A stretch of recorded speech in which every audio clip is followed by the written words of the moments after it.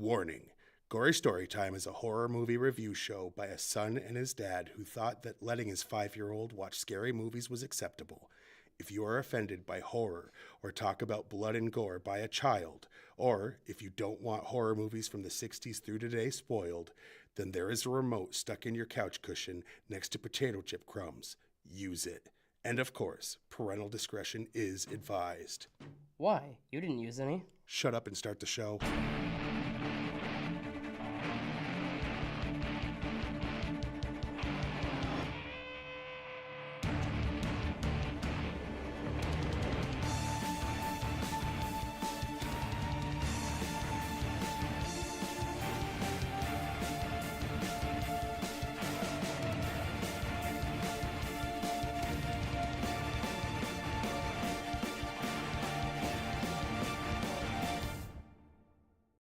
Welcome to Gory Storytime. I'm your host, Jason. I'm his co-host and his father, Craig, and holy shit, was that loud.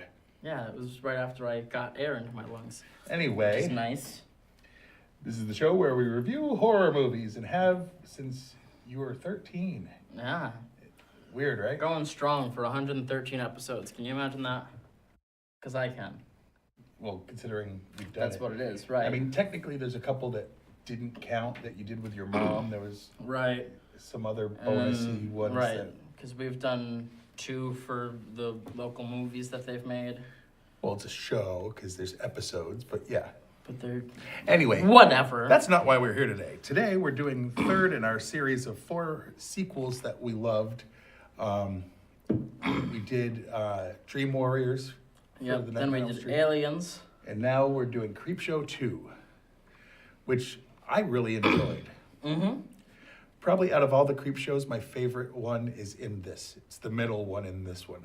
Probably my favorite one. Okay. The special, I won't get into it yet, but we'll get into that later because that may come up at the end. Yeah, special effects are chintzy, but this was the 80s. I'm talking about that last moment of the second one. Oh, that was pretty bad. Yeah, but everything leading up to it was awesome. Anyway, so Creepshow 2, basic story is there's a comic book, just like in the first one, kind of a an exact rip-off of Tales from the Crypt. Directly. Instead of the Crypt Keeper, it's the Creeper, and he tells you, a few little horror stories that have twist endings. A wraparound story. And there's a wraparound story in both movies, but I'm saying it's about that comic book, and this one, there's a kid who buys the comic book, and he purchases something out of the comic book. Just like in the first one. Yes. But George Romero and Stephen King did the first one. I believe George Romero was involved in this one too. Not 100% Yeah, I can't tell. But anyway, so that's the basic premise. For those who don't know, I guess we'll say, Colin, roll that trailer. Connor, roll that trailer. Yeah, that's true. That's true. Maybe you don't get out much. Oh, this is crazy. Come on, it's not so bad once you're in. Or maybe you just have other things on your mind. But few like movies that will keep you stuck to your chair. Stephen King and George Romero have conjured up an all-new Creepshow just for you. Creepshow 2. I mean, what is it? I'm gonna swim for it right now. So don't just sit there. Walk. One more step and blam! Run. It's impossible! Swim if you have to. I got you! But whatever you do, don't take your time. Cause the scares come twice as quickly in I beat you! Creepshow 2. Boy, do I hate trailers. Yeah, because it gave away the thing I literally left out in that conversation we were just having. It did. But anyway, before we do a deep dive on the show or on the movie itself, we have to get paid fat stacks of cash like Jay-Z up in this piece, you know what I mean? And we do that by selling out to the man. That's what this it week, is. the man is Gory Storytime is brought to you by Steve's Stereotype Acting Academy. At Steve's, we'll teach you how to play stereotypical, racially insensitive characters, from Native Americans with feathers and headdresses, and sleeping Mexicans with sombreros, to black folks with old-timey slang, and rich white guys putting on airs. So learn how to act like nobody is woke at Steve's Stereotype Acting Academy. Hashtag #Pre2.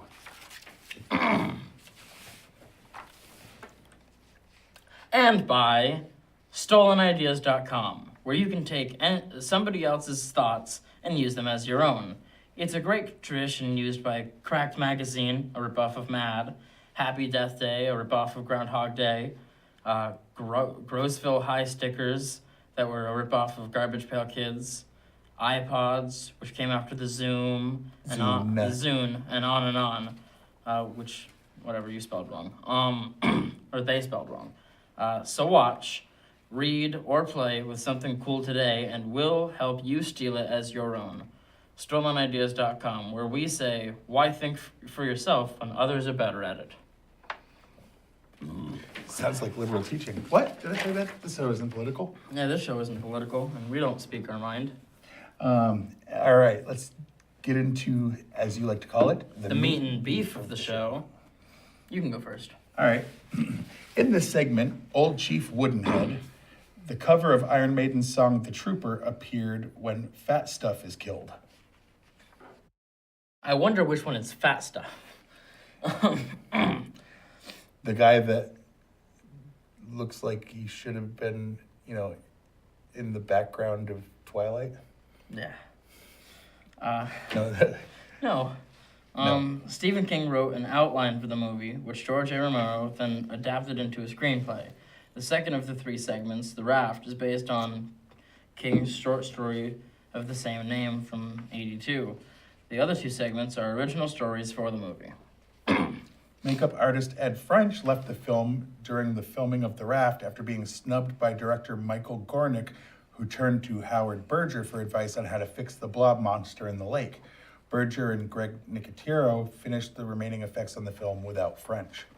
When Andy Kavanagh, one of the three young punks in the first segment, Old Chief Woodenhead, is checking out the comic book and magazine rack at Spruce's general store, several issues of Creepshow can be seen with the same cover as the graphic novel adaptation of Creepshow from '82. The artwork is by famed EC artist Jack Kamen. EC is Entertainment Comics. They're the ones who actually did Tales from the Crypt and Mad before it became a magazine. Mm-hmm. Actually, even when it changed to become a magazine, it was still EC.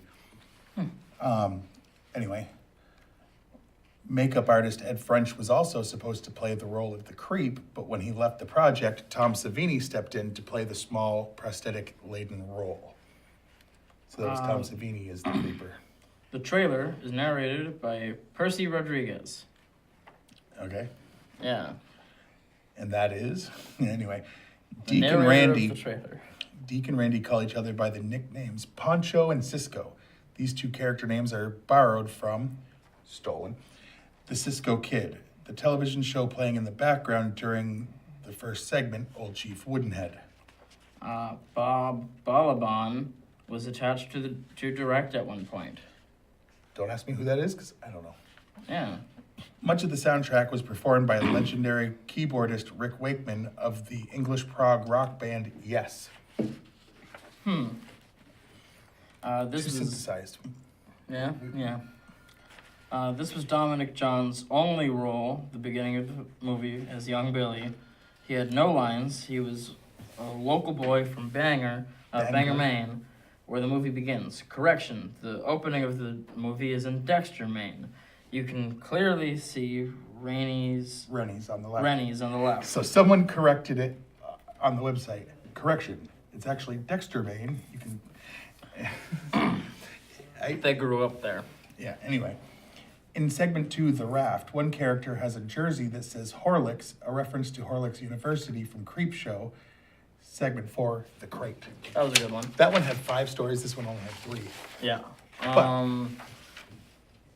Daniel Beer originally auditioned for Deke before being cast as Randy in the segment The Raft. In the sequence The Raft, the character Laverne wears a shirt that says Horlicks University, short for Horror Flicks University. It's a play on words, which can also be seen in the Creepshow in the sequence So Wait a second. It's the same damn piece of information. Oops. You need to look better Yes, I when you're do. finding these facts. Hey, I'm going to have him say the same fact twice because I'm good at my job. The Cisco Kid episode everyone is watching in the first segment, Old Chief Woodenhead, was titled Convict Story.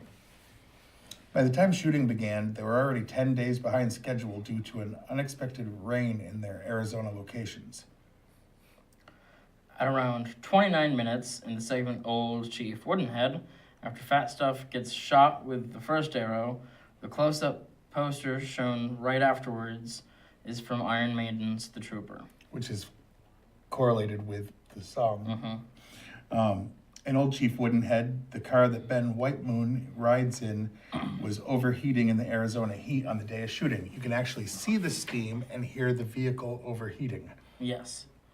Sam Whitemoon, the long-haired guy who is the main villain in Old Chief Woodenhead, is played by Holt McCallany, one of the two main protagonists in the Netflix series Mindhunter.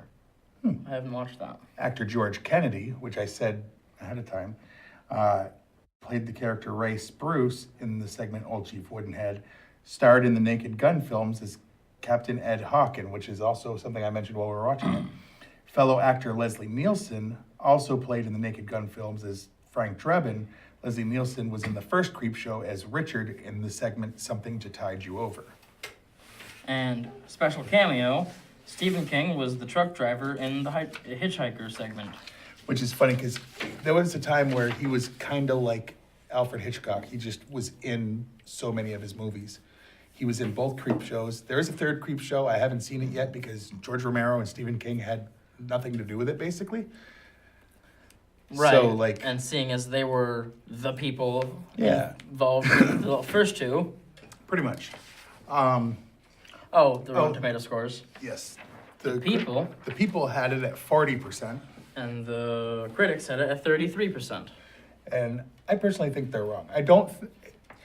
I think because it's segmented, Oh, shoot. because it's segmented with different stories, which we've talked about, we like anthology movies. I will say that if I could pick and choose the best from both, I could probably make a Better best Creepshow movie. Right. But going with how they put them together, there's an argument to be made for either one being better than the other. So the fact that like the first one was rated so much higher is weird to me. Yeah. Because that one had 70 something. So What was your favorite part? Now we were trying to discuss, should we say what our favorite story was? our favorite scene or what? Yeah. And we're just going to do it like we normally would, just our favorite part of the movie. So it can be A scene. a story, a scene, or Right. whatever. And for me and you, I'm pretty sure it is the second story, The Raft. Yeah, Because that story is badass. it is. I mean, I liked the other two. I would say if I had to put them in order by the story, I would go The Raft, Old Chief Woodenhead, The The Hitchhiker. Wraparound, then The Hitchhiker. Oh, really? Yeah. I actually didn't care for the wraparound with all the weird animated stuff. I liked it because I liked the ending, the way it worked out, but I thought that was a cool ending, but I don't like. I liked it better than The Hitchhiker. I didn't like their weird animation that they had. Well, it going was on. all about a wife cheating and stuff, and I didn't care about it. Like, yes. I can understand not liking the idea of a wife cheating. Right, no, but I'm saying, like, kind of like that whole Indiana Jones, if he wasn't there, the movie, which one was it, Temple? No. No, Lost Ark. Yeah, Lost Ark would have been the Exactly same the without same him. movie. He wasn't important to it. Like, we've talked about that because it came up on a show we watch. Same kind of thing, where it's like, if you took out the fact that she was coming back from cheating on her husband, it It's still literally messed up. doesn't change the Right. story, the horror story at all. Right. All she needed to be was driving and hit someone. Except Nothing. not except nothing, because what they were going for, from what I saw, was they were trying to make her feel guilty for the shitty thing she was just doing. Yeah, you don't think that she could have just felt guilty about hitting a guy and taking off? No, because she didn't. Because she just left and Anyway. stopped thinking about it until the guy showed back up. What I'm saying is the horror story would have happened exactly the same way, whether or not she was sleazing around behind her. Also, man's I'm back. pretty sure that story was stolen from an episode of The Twilight Zone. I don't think so. I think so, because I was watching The Twilight Zone a few years back, and just rewatching it the other night, it reminds me so much of the story that I saw. There are in very Twilight Zone. similar stories that get done over and over again, so I don't know. I don't know, Anyway, whatever. But the point is, on you top don't of like your the head. hitchhiker. Right. What was your least favorite thing? My least favorite thing. Wait, we didn't really all we did was talk about Oh, the yeah, stuff we wait a didn't second. like instead Wait of a our favorite. second. So why was the raft, raft? your favorite? Well, I really just love the idea of like a looming threat that they don't understand. And when they all got in the middle of the water on top of that like wooden plank there, everybody was like, what is this? And they were like, no idea, oil maybe. And then they started getting The killed. guy getting pulled through and all that stuff. Yeah. Well, that'll lead me into my least favorite. If you want me to go first, I can do Sure. that. Since we agreed on that when we kind of went at the same time. It's from that story. My least favorite part was the last guy and girl on the raft. They had tried to get some sleep. They were trying to make sure that nothing touched over the side so the thing couldn't get them or whatever. And the guy wakes up and decides, this isn't my girlfriend, and we're trying not to be murdered like all our friends were, but she's asleep. I might as well start groping her and touching her. And he does begin doing that. Like, I'm not big on, a lot of the hashtag I Me feel Too like stuff, they were just but this putting was, that in there for the sake of putting nudity in an 80s movie. yes, but it's a little messed up where he's like, It we're is. trying not to die, and she's asleep, so of course I'm going to, expose her breasts and touch them. Like, no, Yeah, it was offsetting. it was. So, when he, spoiler alert, doesn't make it, I'm like, good. Yeah, all right, I'm fine with this. F you, spoiler alert, sleeping it person was in molester. the trailer. I know, Like, I know. but, Maybe that's my least favorite thing is the trailer. I don't know. But I don't like trailers. Anyway. But my least favorite part was earlier in that story. Her boyfriend, who was still alive at the time, started getting physical and started trying to hit one of the girls, and I was like, okay, asshole, this is not your girlfriend, first of all, and second of all, if it was, I was gonna say no, and even if it was well, he's just yelling and getting in her face, and I'm like, okay, why is the other guy not saying, hey, it's my girlfriend, stop it? And don't get physical with women. Okay, as long so. No, I wasn't gonna leave it at, like- well, that's not your girlfriend, don't beat her, that's not your job. No. It's like don't you have your own girlfriend to beat? Yeah. Listen here, buddy. No. So basically, what we're saying is we're not impressed with molesting sleeping unaware women. And Bill Cosby, abusive. and what? don't smack women around. Basically, so oh my God, we're feminists. Anyway, Be careful who you say that around. Dad. I didn't realize how woke we were. Hashtag woke. Anyway, so on a scale of 1 to 10, I'd have to give this whole movie about a 7.5. I'll probably say 7.